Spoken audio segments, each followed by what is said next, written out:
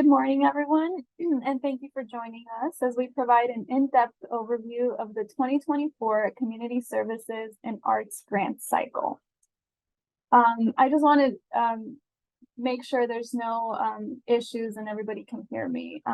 So if there are, feel free to add something in the chat, but we'll go ahead and get started. So my name is Noelle Serrato, Management Analyst for Recreation and Community Services.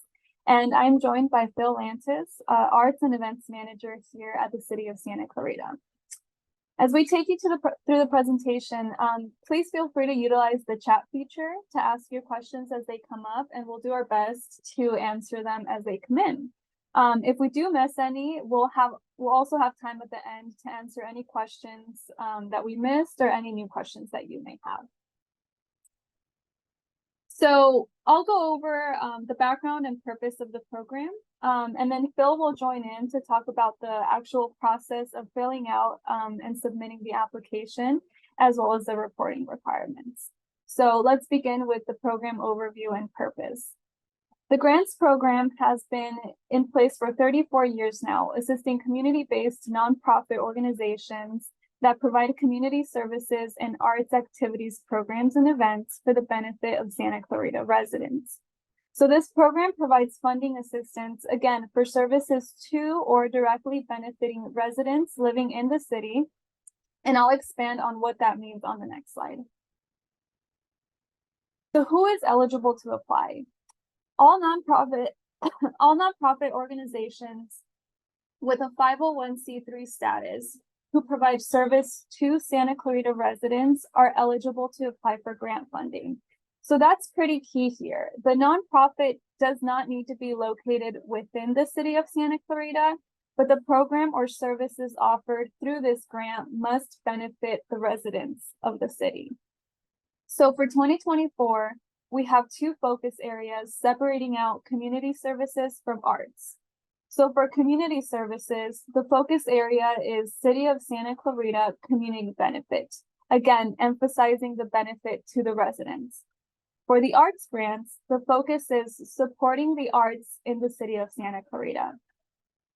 In addition, arts grants are subdivided into community arts, Santa Clarita Presents, and arts organization capacity. And we'll go into more detail about that at a later slide. So now that we know who is eligible to apply, let's go over the types of projects that may qualify for funding. So we're looking for one-time projects or programs, program enhancements, pilot programs, any capital expenditures, special supplies, and operations and maintenance costs. However, this one is specific to the arts organization capacity category only. Some examples of projects and programs that would not qualify are any self-labor expenses, any personnel costs, programs previously funded by the city's Community Services and Arts Grants Program, scholarships or direct support to individuals or families, and any fundraising, sponsorships, or prizes for events. So at the City Council's request, funding was increased last year from $180,000 to $200,000. So this year, again, we will have the total of $200,000. We split these maximum grants, and they'll remain at a maximum of $5,000 for most grants, with the exception of the Santa Clarita Presents, which is still at $7,500. The purpose of keeping the funding maximum the same is to reach and support more organizations with the increased funds available. So we want to try to get as many organizations funded. So a couple of notes on these categories regarding the arts organization capacity and the supporting the operations and maintenance. This funding category was developed as a result of the city's arts master plan recommendation to support the arts and arts organizations in this community. Santa Clarita Presents assists groups with rental costs at the Santa Clarita Performing Arts Center at the College of the Canyons. You can apply for multiple categories, as long as the project or program meets the criteria in my previous slide. So you cannot couple community arts grants with Santa Clarita Presents, though, because of the overlapping categories. So now the grant applications, just want to make a side note that they're rated by a committee that does not include me or Phil. Each category is weighted differently. Oftentimes we do see the difference between being funded and not being funded often boils down to a couple of points. So it's really important to take each category seriously. So there are a total of 100 points possible, and these are the breakdowns. So the first one is the organization's past background with a maximum of 15 points. The next one is proposed project goals and objectives with a maximum of 25 points. The City of Santa Clarita community need and benefit is a maximum of 20 points. Future funding to sustain the program matches is a total maximum of 10 points. Evaluation method is a maximum of 10 points. Project timeline, maximum of 10 points. And project line item is also a maximum of 10 points. Now I'll go ahead and hand it off to Phil to continue the next portion of the presentation. Good morning, everyone. Thank you so much, Noelle, for covering that. So we're going to go through the kind of physical package that you're turning in, or the grant submission packet, as we call it. That will include a grant application form, which can be filled out online. And this whole package can be submitted online, but there is a grant application form that is available online, and it's kind of like a cover sheet, basically. And then that will be followed by the project proposal narrative, which is a maximum of 3 pages. And we do ask that you not be tricky with that and make the font like a 9 font or make the margins like tiny. Our grant raters have to read a lot of applications, and you should be able to answer the questions that are asked in that grant proposal narrative. Going into what that grant proposal narrative, we'll do that I believe in the next slide or a future slide. The next item is a project line item budget. And so that is the total budget for your project, not just the section that you're asking or the part that you're asking for funding support from the city. It's whatever your total project budget is. And then on that, it'll show how much you're asking for from the city and where those funds will be applied to make sure they're not being applied to a category that is not part of our grant program. The next item is an attachment listing the organization's board of directors. And if you're an arts grant applicant, you need to provide either data arts, which the arts group should know what that is, or if you don't have data arts, if you're either a non-arts group that's applying in an arts category, or if you're a new or relatively small organization, arts organization, then you would provide us with an organizational budget. And finally, there's the option, you don't have to submit it, but a promotional attachment. And please keep in mind that these promotional attachments are being photocopied and shared with the raters, the raters in a physical form. So please don't submit like a trifold brochure or a video for sure. We can't do anything with that. Think about it being a one sheet basically that tells your story that we are able to copy easily and share with the raters in their notebooks.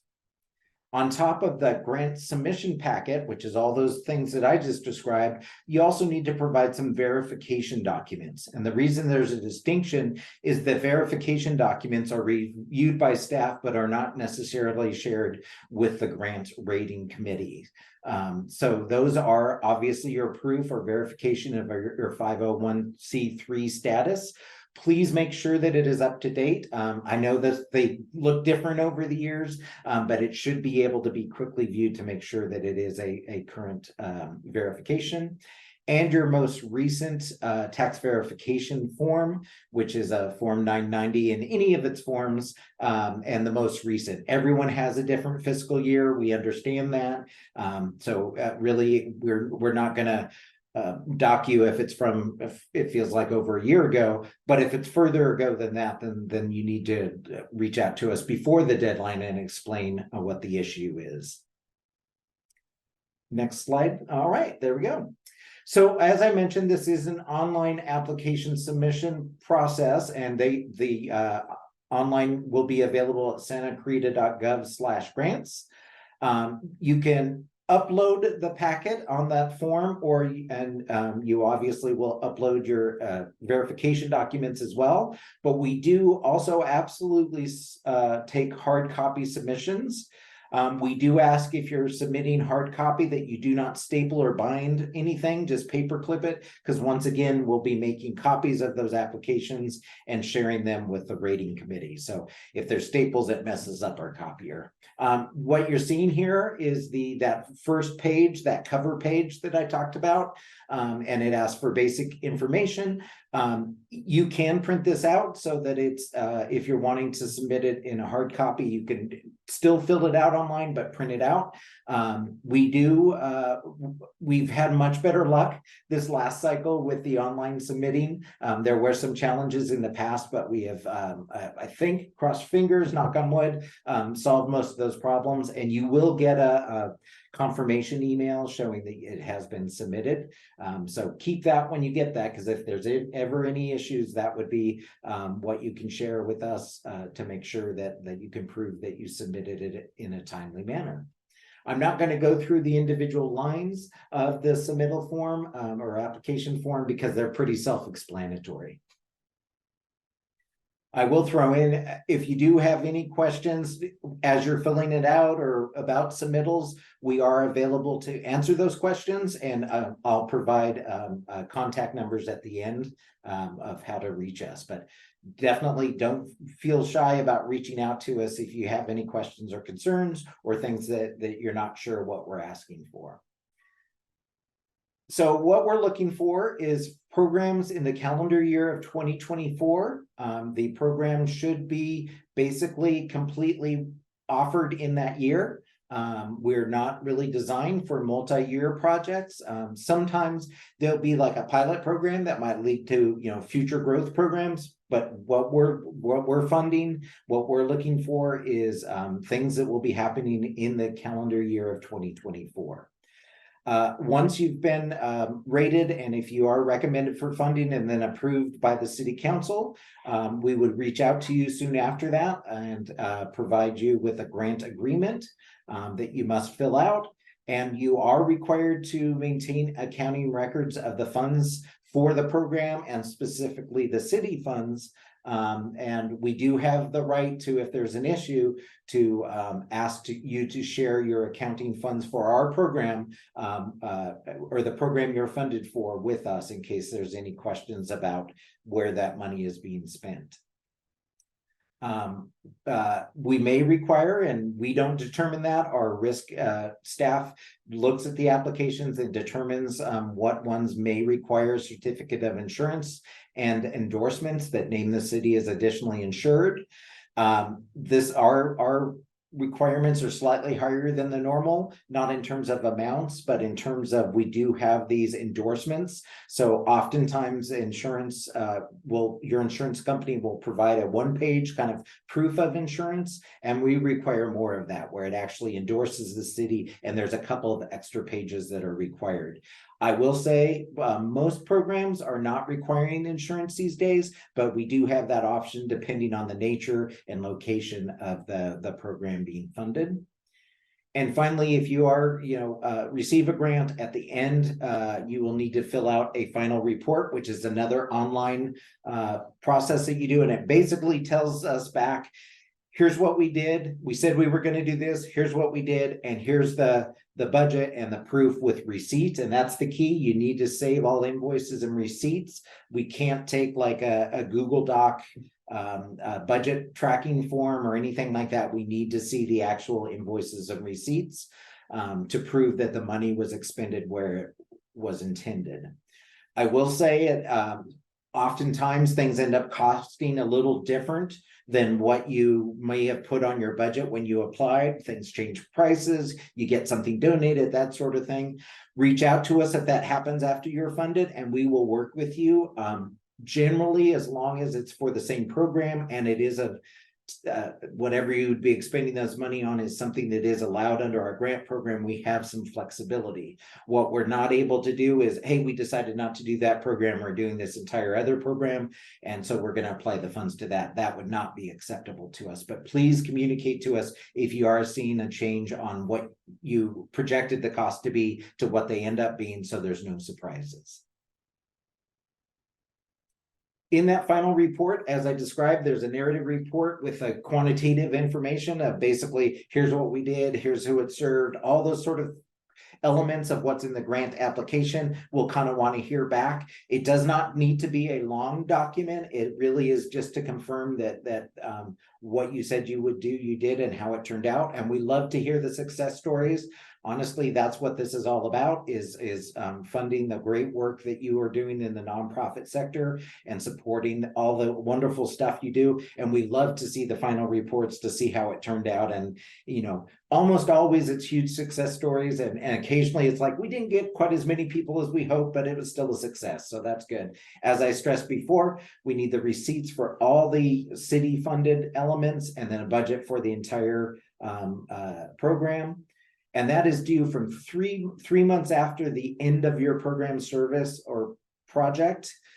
So of course, since this is funding 2024, no one should be turning them in. They should all be due by March of 2025, no matter what your program is. But if your program ends in June, then we would be looking, and we will bug you to get the final report 3 months after that in September.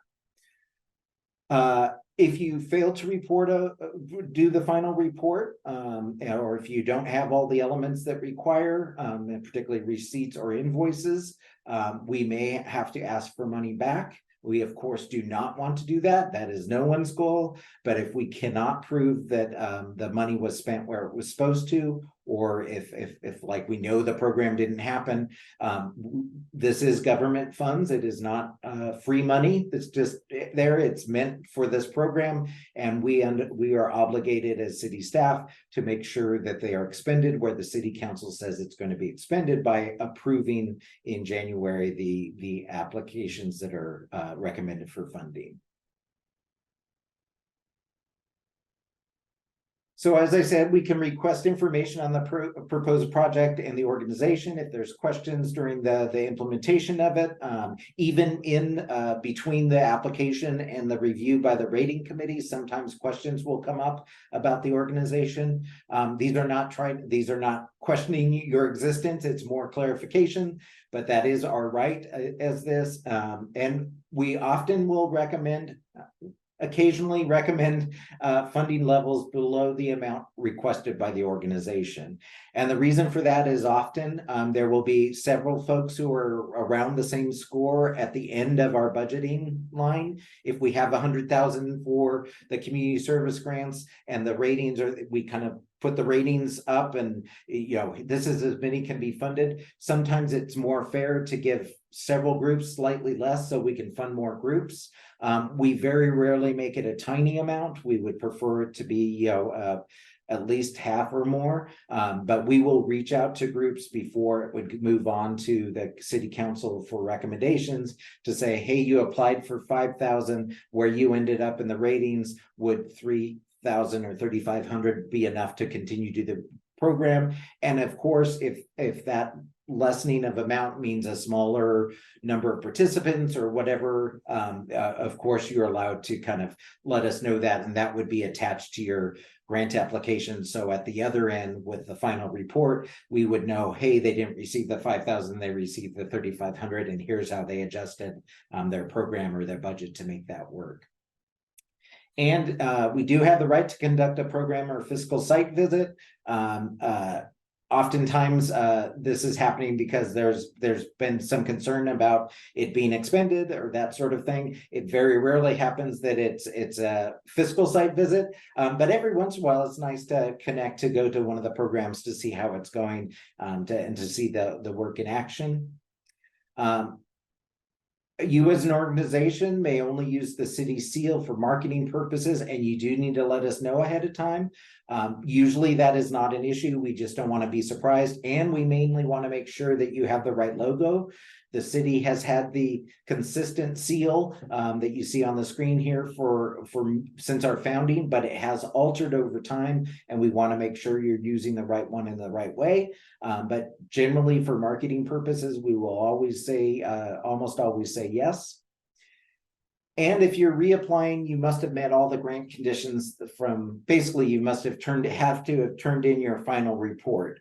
Now, what gets tricky about that is your final report may not be due for 2023 if you got funded this year until March. So we're going to look at the last year that you were funded and completed the program. So if you got a grant in 2022 and still have not turned in a final report, we're going to be on your case, and you won't be able to get funded until that gets resolved. And honestly, that would probably work against you in the rating parts if it doesn't get resolved before it goes out to the raters, because we would have to share with them, hey, this person or organization applied, but they have not resolved their 2022, or potentially if it was a program in the first 8 months or so of 2023, you should have turned it in by the time it's getting to the rating committee.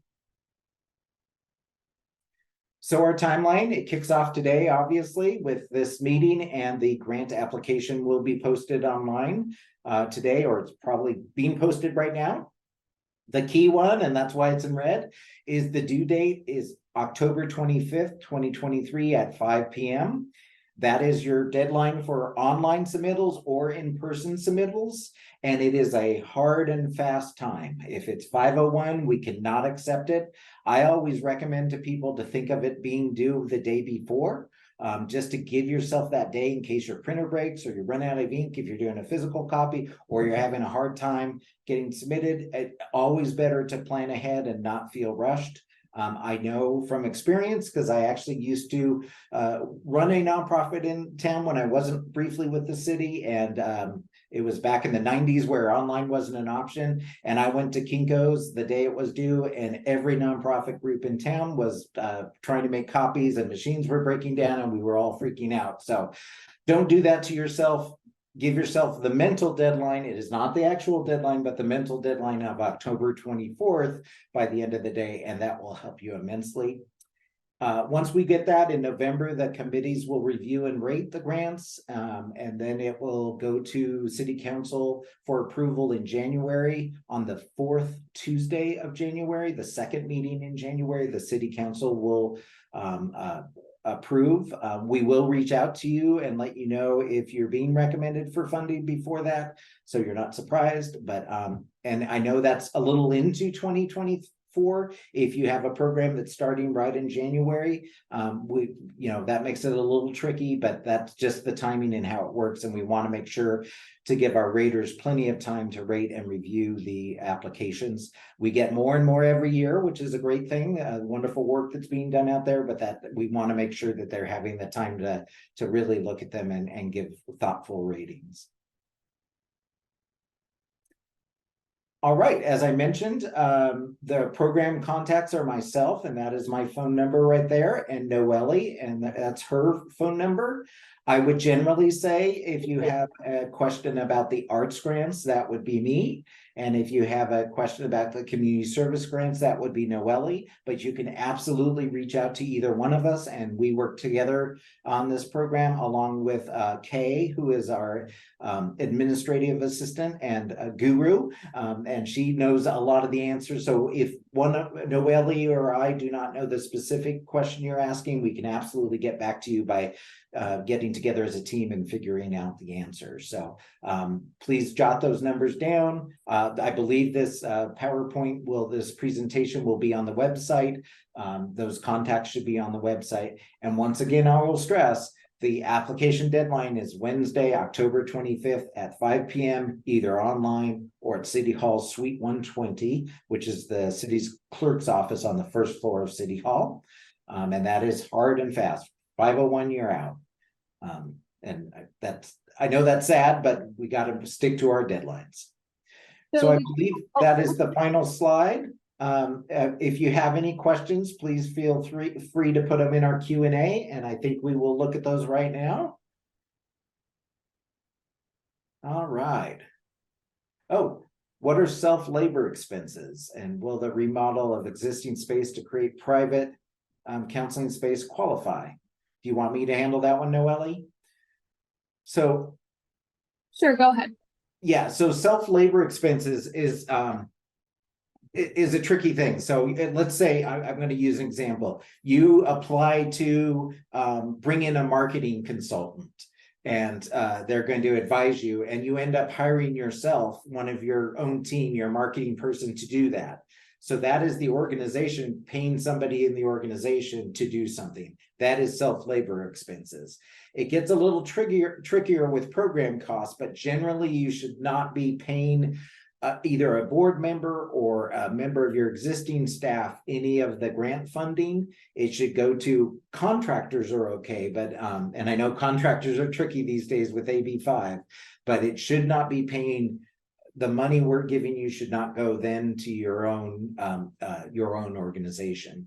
And absolutely, the remodel of an existing space would absolutely count as a project that would be covered under this as a project. So there are programs, there are projects, there are events, all of those things are eligible. The next one's from Robin. If the project ends up being under budget, would we be required to return the remainder of the funds? Great question. That does happen more than you would think, because people end up, like I say, getting things donated or costing less. What we normally do, most programs cost more than what the city is providing. It's not a requirement, but that's usually the case where the program costs overall are more than the 5,000 for most of the categories, or 7,500 for the SantaClarita Presents. So reach out to us, let us know, and we can kind of work with you to find what else on your program budget would qualify to be funded by those grant funds. Like I say, it needs to be the same program or achieving the same purpose. If it's not a program, like if it's a media campaign, and you said you were going to do ads in these publications, and they ended up being cheaper because you got partial donations, then we can look at, well, what else could you do, like social media, or did you do social media or something that's on the same, achieving the same general outcome, but was not covered under the original grant. Do we fund equipment for learning centers? Equipment counts kind of like a project, and absolutely we will fund equipment. I would stress that when you're filling out your application, I would strongly recommend that you make sure that you're making a connection to how that equipment will serve the overall goals of your organization, and kind of give it what that's going to achieve. And that's just from experience. If you just kind of say, oh, we need this equipment, it doesn't resonate as much as we need this equipment to help students learn how to become, transitioned into the workplace, or how to help single moms learn to get a job, or that sort of thing. You want to make that connection between the equipment, which is just stuff, to what the goal of the organization is, and the personal or the service that's being provided. And jumping back to the first question, that would be the same for doing a project like modifying or remodeling an existing space. For counseling, you would want to describe what that counseling is and make sure that you're showing the human side of that. Anonymous, can you repeat what your specialty and also Noelle's? Like who we are. Okay. I will do mine, and then I'll turn it over to Noelle. I am the arts and events manager for the city of SantaClarita. So if you're doing any of the 3 categories for arts grants, it would probably be best to start with me, but you're not required to. And I've been with the city for a very long time, and I think I've been with the community service and arts grants since right after it started. It's 34 years we've done it, and I just passed 30 years of being at the city in some form or another. Noelle, you want to cover who you are? Sure, yeah. I'm Molly. I am the management analyst here in the Recreation and Community Services Department. Again, like Phil said, I would oversee more of the community services side of the grants program. But again, we're both available for questions. Phil and I will work very closely together on this program. And so if you are having trouble contacting either one of us, feel free to contact the other, and we'll get your questions answered. So the next question is from David. Did you describe that typical length and detail of narrative report and final report? Really, it tends to be, I would say, around a page and a half to 2 pages, not counting the budget and receipts. It's simply a narrative report saying, here was the program, here it was. You can almost, honestly, when we get the final reports, we can look back at the grant application and it's pulling out basically everything but the organizational background. It's still covering, here's what happened when, here's what purpose it served, here's how successful it was. So it does not need to be detailed. Our goal is to have the written proof that what the city funds were expended for were achieved and applied appropriately. So it doesn't need to be super detailed. Terry asked, what are visual organizations are allowed to submit in support of their grant app? Photo, collage, video, not video. It needs to be some sort of document that we can photocopy. And I know that's a restriction. It would be nice to be able to do like a whole, here's a 2-minute video for us. But what we do with these applications is we photocopy them and give them in giant notebooks to the rating committee. And they hunker down with them and look at them. So anything that tells your story in a 1-page that can be photocopied and look good, that is what you're looking for. So it can be, often it's an ad or it's photos from your previous programs or something like that. It is a way to tell your story visually. So I would suggest that the narrative part is telling your story with words, and this should be something that's more visual oriented, because with the variety of raters we have, some people might engage with the visual more, and this is your opportunity to go visual since there's not room in your 3 pages of narrative to do that. You want to do a few, Noelle, and I'll jump in if you have questions? Sure. So the next question is, if your organization was given a grant previously for a different project, are they eligible for a new grant for an unrelated project? I believe the answer for that is yes, as long as it qualifies in the criteria that we mentioned earlier in the slides. Absolutely. So again, you just want to make sure that the criteria is met. That's pretty much the answer for that. The next question is, it says, I missed this part. How do we access the application packet? So actually the website is live now. I just went in and checked.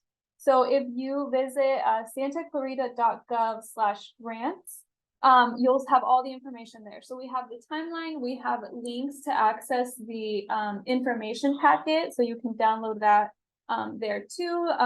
There's also a link for the actual grant application form if you wish to print that and submit a hard copy in person. And there's also a third link for the online application. So again, at this point, you can submit either in person or online, but all of that information is on the SantaClarita.gov/grants. And then, as Phil said, if you know someone who missed this presentation, or if you want to go back and rewatch it, as soon as it ends, we'll be posting it later at a later time for you to go back and reference this presentation. Can funds be used for audio visual equipment?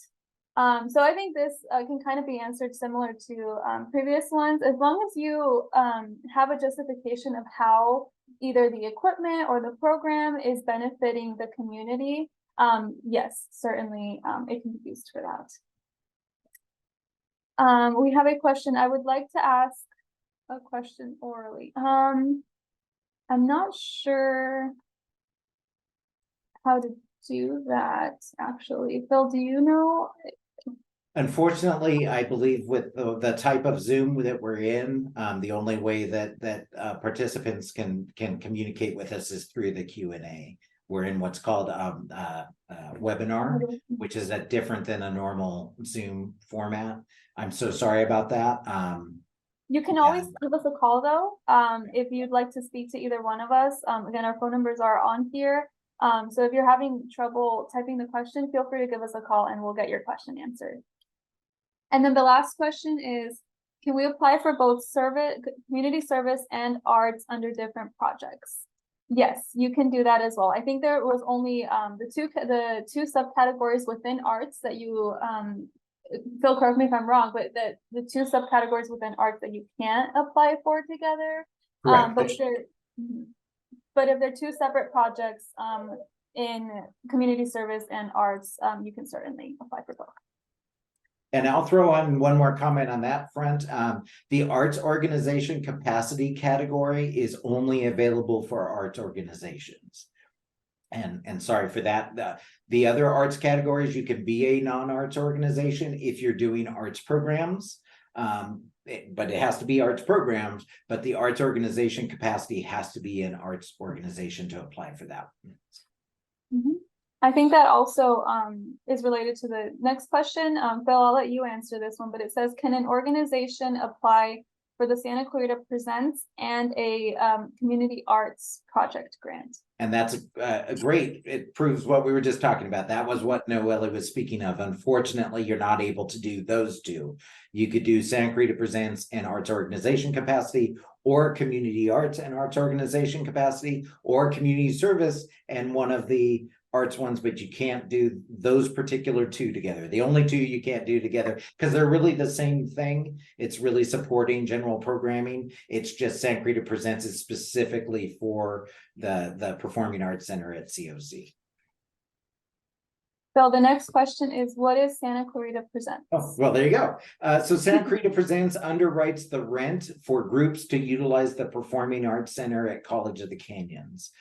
It is, and I'm not picking on the college, it's wonderful and it's a great amenity, but it is not a cheap venue to utilize. And so soon after it opened, wow, many years ago, the groups that utilized it came to the city and say, is there any way we can get support for that, utilizing the PAC, as we call it.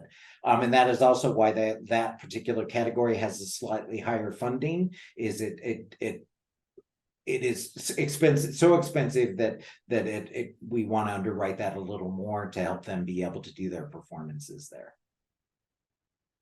I think that is the end of the questions that I have. So again, thank you very much everyone for joining. Again, Phil and I are here as a resource. Our numbers are listed. There's also a lot of helpful information on the website. But Phil, if you have anything else to add, otherwise I believe that's all the questions. Yeah, also on the website is a link to the final reports form. If you have questions about that, you could look at that. I mean, obviously you don't need to worry about that now unless you're funded for the current cycle. But if you do have, if you're curious about what that looks like or what we require, that is there right now for the current folks. Don't fill it out, just look at it for that. And there's also a listing of the folks that were funded under the 2023 process, and with a amount, the organization and the title of their program. So that can be helpful to kind of see what's been funded in the past. I mean, it shouldn't be used as a guide of, oh, they only fund these things, but it's there on the website as information that can be helpful. Alrighty, well, I think that concludes our presentation. Feel free to contact us again if you have any questions, but this will be available online for you as well.